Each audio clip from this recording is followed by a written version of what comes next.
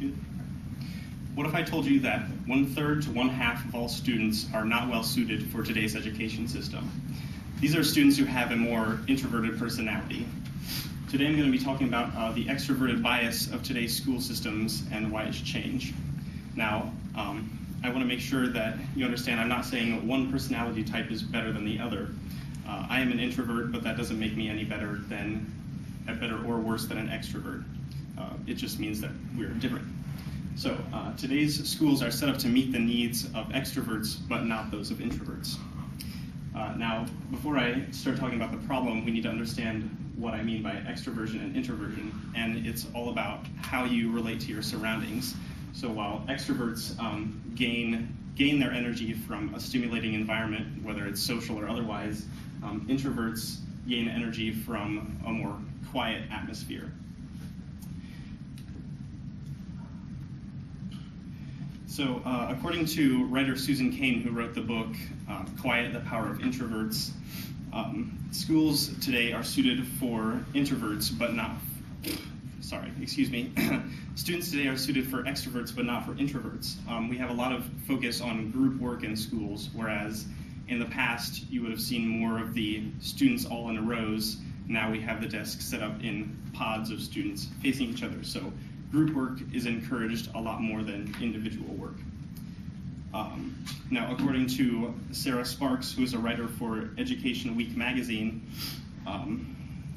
teachers were asked to rate students' academic achievement levels and levels of intelligence based on how quiet or talkative they were, and they found that the teachers rated the quieter students as being less intelligent, whereas they rated the more talkative students as being more academically competent. So you can see that there's clearly a bias in our schools today, but what can we do to fix it? Well, we need schools that are set up for both types of student. So, according to Susan Cain again, we need, in order to get the most out of our talents, we need to be in the zone of stimulation that is the best for us. So introverts need to be in an environment that is less stimulating, while extroverts need more stimulating environments. So we need schools that are allowing for both environments within the school. So this means we need group work and as well as individual thought. According to a study published in the Creativity Research Journal, which is a peer-reviewed academic journal that publishes research about creativity, in case the name didn't tip you off, in order to increase the creativity and the productivity of a group, you need people who are thinking on their own and then coming together afterwards for, okay, my PowerPoint got messed up, I'm sorry. There's supposed to be like circles and then like a Venn diagram almost. So you need both the individual thought and the group collaboration, so you don't have people coming together in a group without thinking about it first, in which case the most talkative students dominate the conversation, and you don't just have people going off and thinking by themselves and not coming together, because then nothing gets done. So what would a school look like that is set up for both introverts and extroverts? One place that we can see this is not in a school, but in the workplace. According to an article in The Economist, the company Amazon has changed their company meetings to fit this style, where they begin the meeting with a specific time for,